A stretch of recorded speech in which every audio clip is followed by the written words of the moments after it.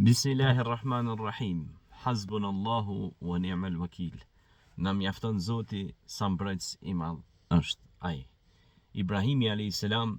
në sfidat e mëdha të tija me Nemrudin, diktator dhe pabesimtar. Ibrahimi a.s. ishte i dërguar i Zotit, i cili e thiri popullin e vet vazhdimisht të besonin një Zot, të largoheshin nga errësira e paganizmit dhe e trurit të tyre dhe të përqafonin suksesin dhe ngadhnimin. Me të vërtet pra ishin sfida dhe vështirësi të mëdha nga ana e këtyre pejgamberëve të Zotit për të larguar smirën, inatet, xhelozit dhe veprat e këqija paganiste nga ai popull. Nemrudi bëri një zjarr të madh ta djegte Ibrahimin a.s. dhe vendosi që ta hudhë në zjarr. Mirë po, çfarë ndodhi? Ibrahimi a.s.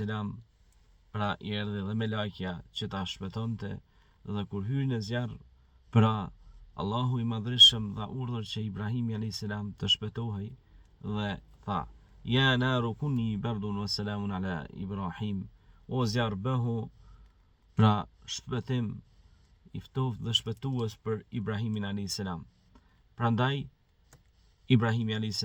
shpëtoi nga zjarri dhe Allahu ja mundsoi që të thërriste përsëri në të vërtetën dhe të nxjerrte njerëzit nga ignoranca, errësira e paganizmit dhe idhujtarisë.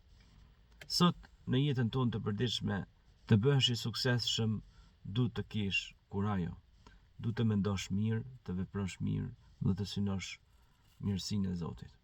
Prandaj, largimi i paganizmit dhe errësirës së trurit është pra përpjekje mund i çdo shkencëtari dhe çdo studiuesi, çdo njeriu që vazhdimisht qëndron me libra në duar dhe çdo njeriu i cili vazhdimisht pra përpjeket, sepse ashtu siç tha dhe Zoti në Kur'an, lexo, studio, medito, analizo, pra mendjet ulil elbab që i përmendin Zoti në Kur'an, mendjet e shëndosha, ato do ta udhëheqin me sukses njerëzimin.